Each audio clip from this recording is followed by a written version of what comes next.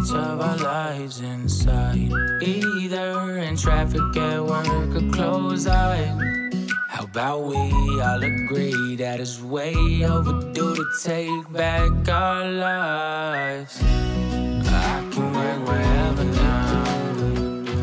You can work wherever now.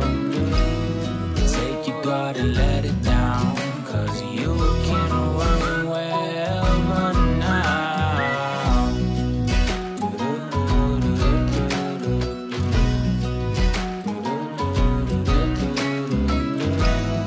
Take your guard and let it down, 'cause you can work wherever now.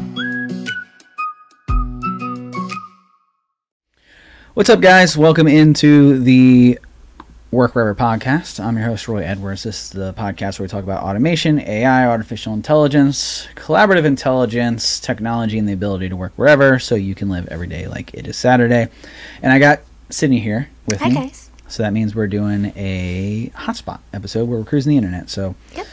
what do you got for us today, Sid? So I have a couple here all about automation again. And the first one is really just talking about basically the trends for 2023, what they think, and kind of how like the recession is going to be impacting businesses and automation. Okay. So from CFO Dive is the website here. CFOs to combat downturn with more automation. And it's talking about how we should be looking at automation not as a bad thing, again, like we've been saying, but Right. as an additional teammate to help in the potentially bad economic. Yeah, they've been saying Environment. recession for Yeah, a little while now. a while. Yeah, quite some time. So I would.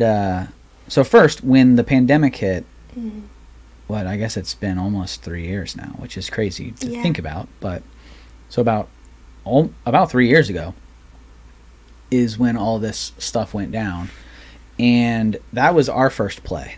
So our first play as an organization was automation. What can we do internally to make things better, quicker, faster? And we did it because we shut down our office space October of 2019. So otherwise people were going into the office. That was before you, but we had employees who would go into our Tyson's location and they would physically work there. I know that's like hard to believe, right? We have people in an office space. But that was the big play, was everybody had a certain amount of days that they could work from home, but you had to be in the office. And we did have clients that were in our same office building, so that's why we did it, and so that we could meet with them and be a support to them. And then so we shut it down October of 2019, and we did it mainly because we expanded our clientele to outside of Tyson's and Virginia, and so there was no real need, and it just seemed like kind of like a waste of money to us, so we shut it down. And then it just so happened that 4 months later it really didn't matter, but we combated a lot of that with automation. So we had already had a lot of processes in place to combat us not being in the same room together. And then when the pandemic hit, we didn't make a single layoff, which, we ended up getting whatever with PPP money to help us with that. But even before that, we were like, we're not going to make any layoffs, and we're going to do it because of automation. And if we have to let people go, then we're going to combat it with automation. So we had already had that mindset going into the pandemic. Now, outside of the pandemic, going into the recession, that essentially what we're going into here is another 2020. Hopefully not as severe, hopefully not as crazy as what 2020 brought, but depends who you ask. I mean, some people are pointing to this economic downturn, and this is not a financial podcast. Some people are pointing to this downturn in a similar way as 2008. So the trends, if you follow the maps, Very similar. very similar. So you might want to, I know that you're in the process of buying a house, you might want to pause like 6 months and then get a really good deal. But I know you're getting impatient. I know. My lease is up in May. Well, hey, May might be a really good time to buy. But either way, automation can help you do more with less people. Exactly. And especially once we're kind of in still like the Great Resignation, like people are still having a hard time finding people to work for them as well. So you kind of see like both ends of the spectrum. That's a great point. Right. You see these companies who hired a lot of people. Yeah.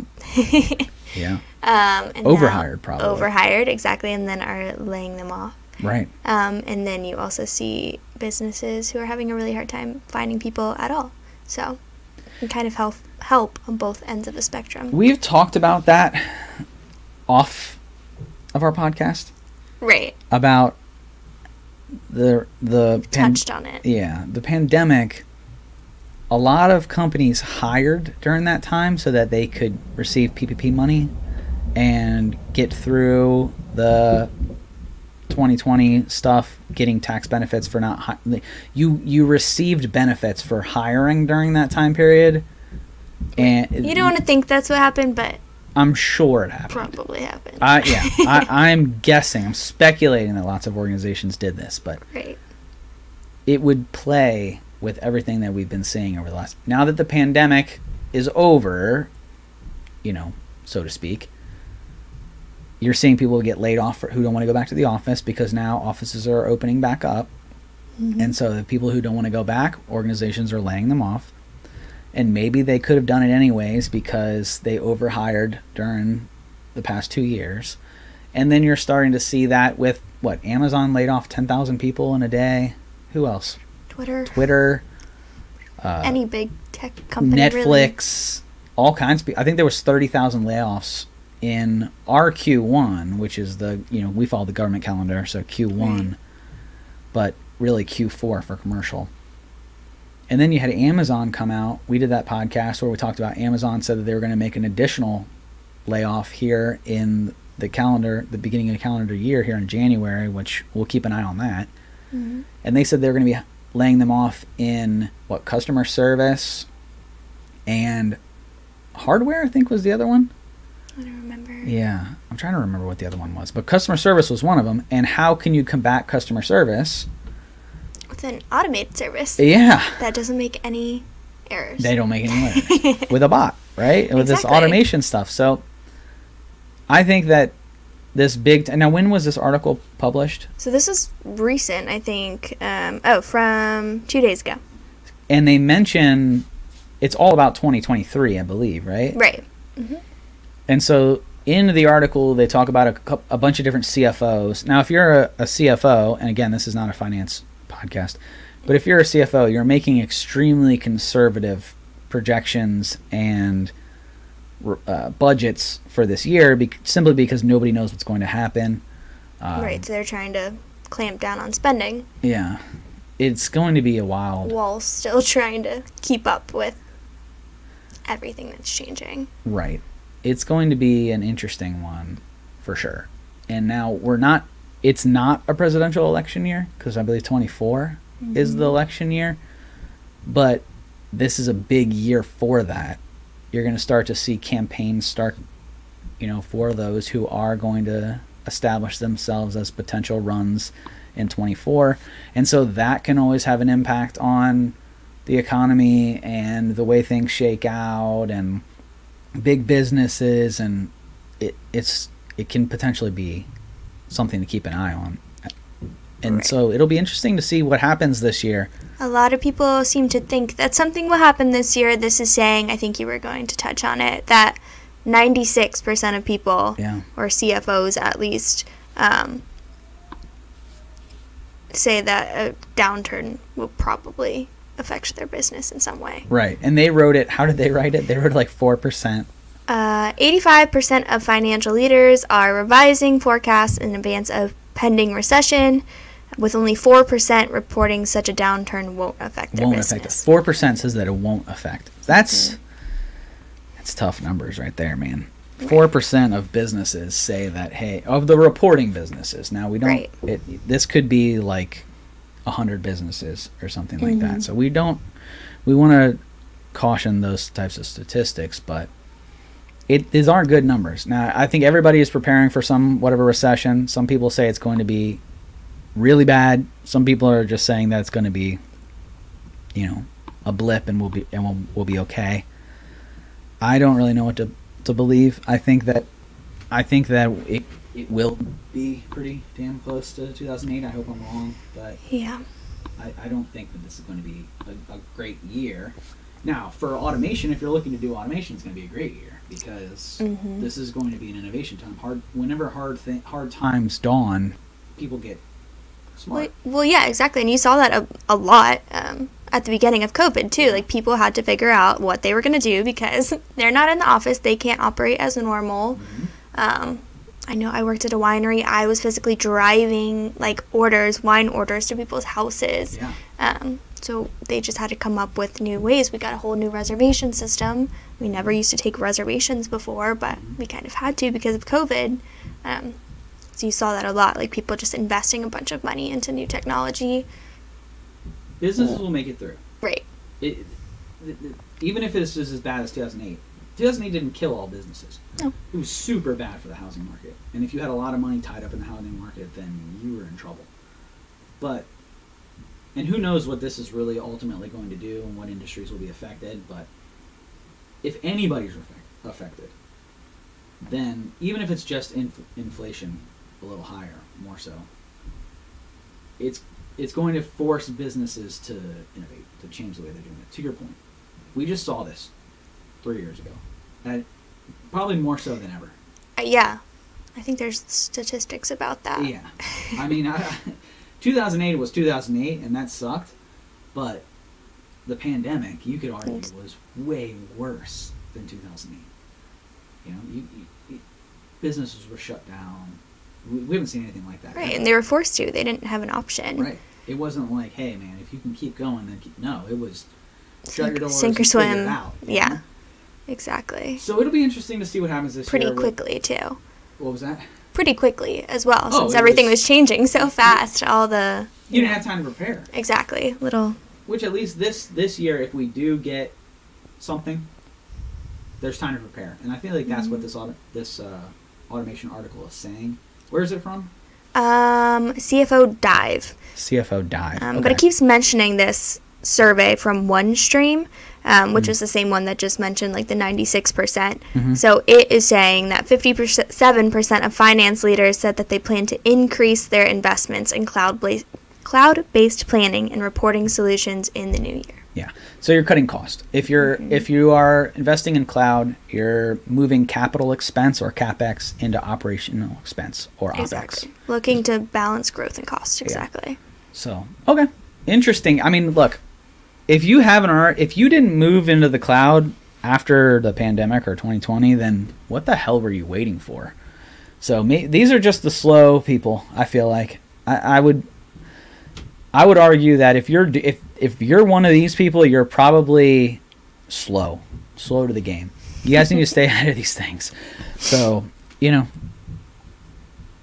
tell you what, we're not going to change the way we do business. We're already high on automation. We're already high on innovation in AI. We've been doing this, but we're investing a ton into bots over the next 5 years. In Microsoft, there's something called Power Virtual Agents, which is a bot. It's a low-code, no-code, drag-and-drop, essentially, virtual agent, which is a bot. I did see an article. I almost brought it up. It was about how low-code, no-code was going to be like super popular this year. Huge. And we've been doing low-code, no-code for 6-7 years, and people are starting to get onto the wave. Now, the people who are jumping onto the low-code, no-code wave now are going to be 5 years behind everybody else who have already done it, and they're going to be, we are going to be looking into AI, machine learning, deep process automation, and, freeing up hands to do other things while these other people are going to be building low-code, no-code for the first time. So there's always that like early adapter, innovator, early adapter, late to the party type of bell curve, and that's where we're at. I think that's probably what this article is about. Does it show who the poll is? Like if you click on that poll, is it going to tell you who it is? It does not. No. No, it doesn't give you. I would be interested. We should find that out and drop it in the show notes to see what types of. I bet you it's like financial I could find institutions, or somebody who is like super concerned about So OneStream is a leader in corporate performance management. So CPM solutions for the world's leading enterprises. Enterprise organizations. Mm-hmm. Does it say, is it a specific industry or? I think finance. Finance? I believe so. That would have been my guess. Mm-hmm. Finance is usually late to the game because there is so much security around it. There's so much governance around it. There's a lot that goes into finance. So if you're in the finance industry, you probably didn't innovate too hard over COVID. It's not because you didn't want to, but because you had a million hoops you had to jump through. And now is your time, and you're doing it just in time for the next downturn. But okay. Yeah. I'm no surprise from me that people are freaking out. Not at all. And we've literally said it every single for the last podcast 6 months we've been past talking few about weeks. this. Our main point is people are using automation not to replace people. No. Look at it as a tool that you can use to make your processes more efficient and to save you money. Yes. And free up your time. Bingo. Nailed Exactly. it. It is. Especially if there's a looming recession. It is there to assist, especially in a looming recession. Mm-hmm. That's just lights your fire under some people's butts. Now, if you didn't have some fire under your butt after a pandemic, now you got a bigger fire under you over the next year. Hopefully not. Hopefully the recession's not that big of a deal. Look, we're due for a recession. And when people hear recession, they immediately think 2008. We've had recessions every 11 years, I believe, is kind of the trends. Again, not a financial podcast. But I believe it's an 11-year stretch is typically when recessions happen. It just means like an economic downturn. But people think 2008 when we had that crash. Mm-hmm. It doesn't always mean crash. It could just mean, hey, we're in an economic downturn. I believe a recession means like 2 quarters in a row that have like a downturn or down quarters in a row or something like that. There's an official definition for it, which many people argue that we were already in a recession this past year, and then people were like, no, we weren't. Yes, we were. So I would look for what just happened. At the very least, what just happened in 2022, look for that when you're doing your automation projections. Like, what could we stomach this past year? And then how can we be even better in 23? If you don't believe it's going to happen, or you do believe it's going to happen, that should at least be your barometer going in. Right. What else we got? So it kind of ties into this next. It's just a quick little video that I found, but kind of an example of people having a hard time hiring still. So White Castle has embraced automation and has rolled out Flippy the Robot. Flippy. Is the I love that name. To help them basically cook with the assistance of workers. I love that they name it Flippy, first off. That's obviously fantastic. Flipping burgers.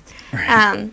But yeah, so it's just a short little video, but essentially it has the vice president on there. In 100 of their locations, they now have this kind of human-powered, human-assisted robot, if you will, to flip burgers and fry fries at the perfect he made sure. Yes. Yeah.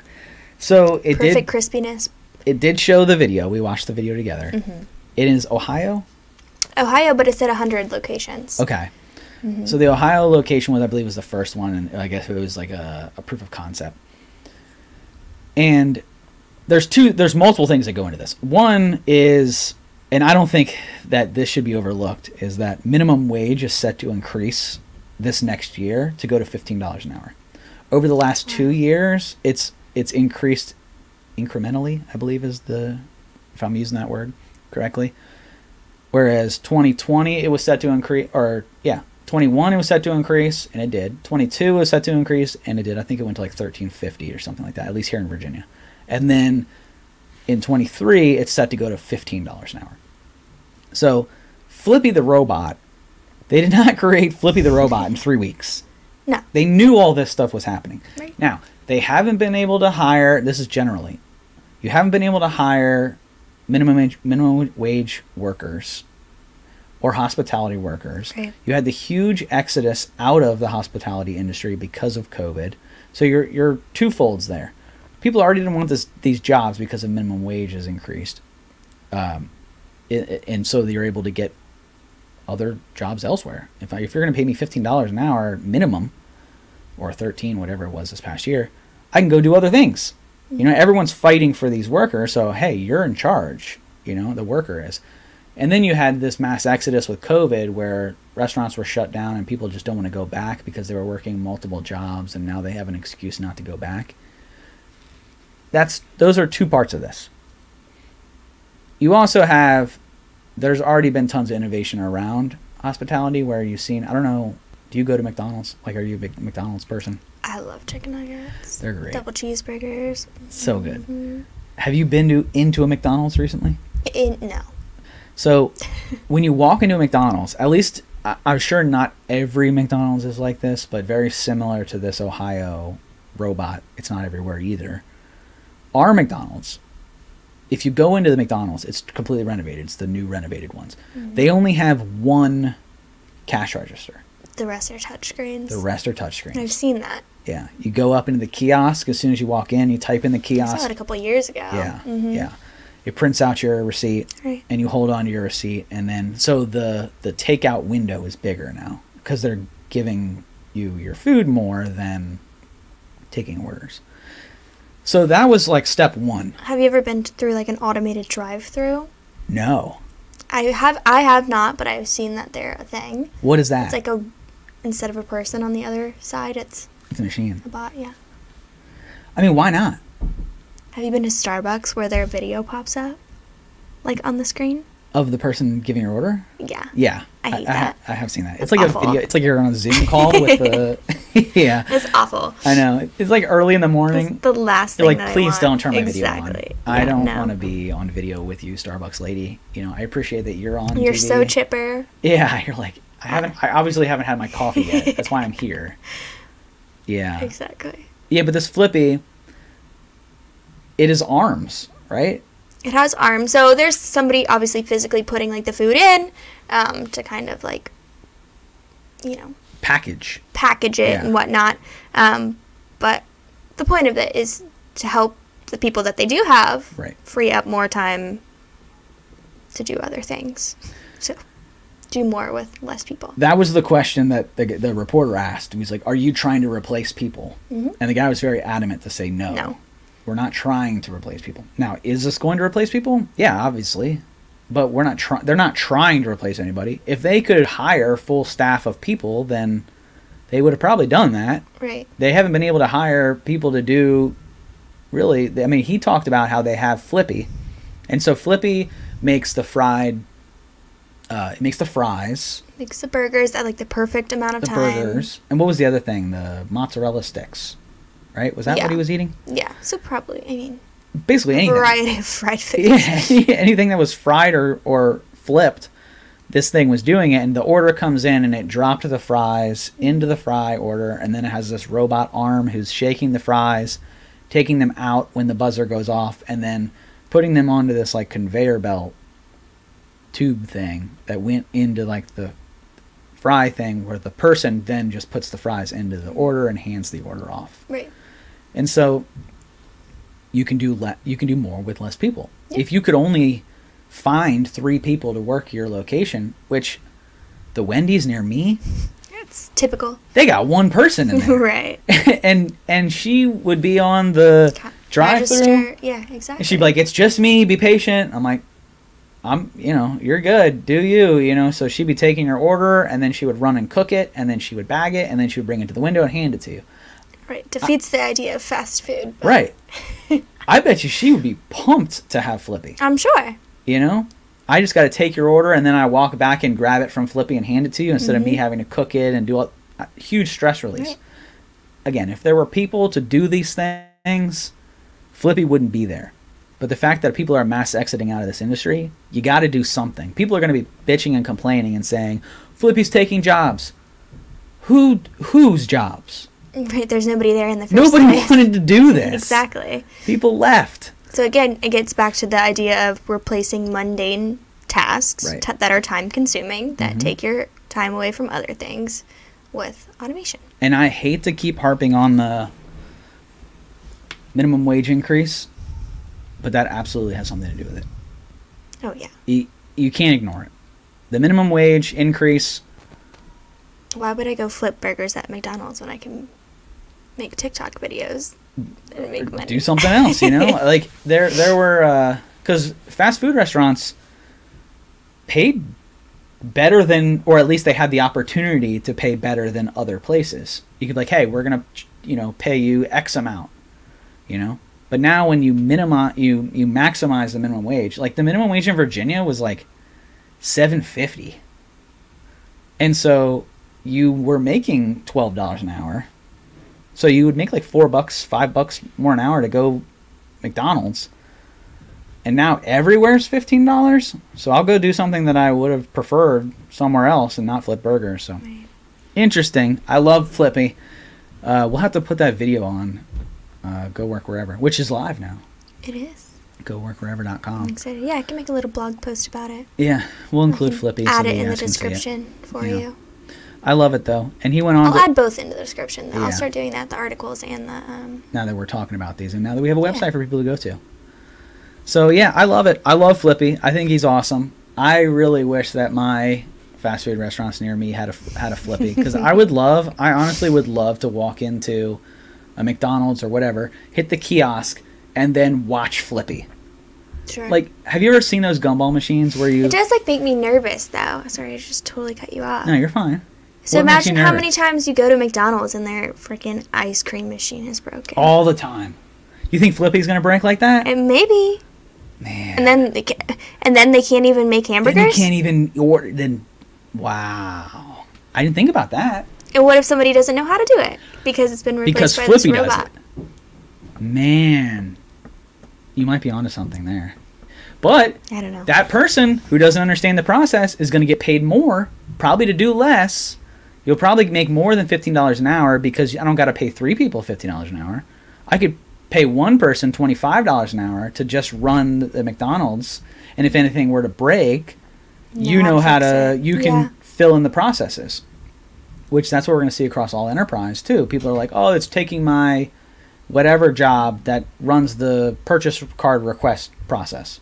Okay, well, if you understand it, you become a SME, so a subject matter expert. And SMEs get paid more money. So I think it's a good thing. I think this is great. I love Flippy. I would love to use my kiosk, punch it, watch Flippy make my burger or my order, and have it come down some like crazy like spinning thing like that. Like the gumball machines. You use a regular gumball machine and it just comes through, or it's like 25 cents, right? You put your quarter in and you spin it, and then the gumball's there, right? And then you see ones that are like $1, right? And they go through like it like throws it and like goes down this, like it's like a maze kind of thing, like a mouse trap. People pay for that. They want to be entertained while you bring them the gumball. Imagine that. Imagine like you go into McDonald's or Taco Bell. It's like a Krispy Kreme. Krispy Kreme. People will sit there and watch the donuts be made. You could just sit there and watch your food get made by a robot. I think that would bring people in. I love it. I want it now. Now I need to go see Flippy. Let's road trip it out to Ohio. It reminds me, I watched the weirdest movie yesterday. What'd you watch? It's called The Menu. The Menu? Mm-hmm. I haven't heard of it. HBO Max. I won't ruin it, but... What's it about? Give me an about. It's so hard, I can't. No? Okay. So I just have to watch it? It's a unique dining experience. A unique dining experience? Mm-hmm. Okay, so does it have anything to do... Like, should I watch it and then we talk about it next episode? Probably not. No? No. All right, well then. Well, I'll have to check it out. Yeah. Well, do we have anything else? Are there any other articles? Did we make it through? Just the 2. All right. Well, thanks, guys, for hanging out. We have a YouTube. You can watch us live on YouTube. We are live on Spaces now, actually, for the first time. This was actually just kind of a trial, but we did it. We went live on Spaces. We're going to try this out here and there, so you can listen to us on Twitter live while we record. You can watch our live recordings on YouTube, and you can catch all episodes at GoWorkWherever.com, where we'll include show notes, videos, articles, and all that fun stuff. Anything else you want to add? I'm good. You're good. Sydney's good, guys. Thanks for hanging out. Until next time. See ya. Sleep. Hey there! Don't forget to hit that subscribe button and turn on notifications for all the latest videos from Capital Presence.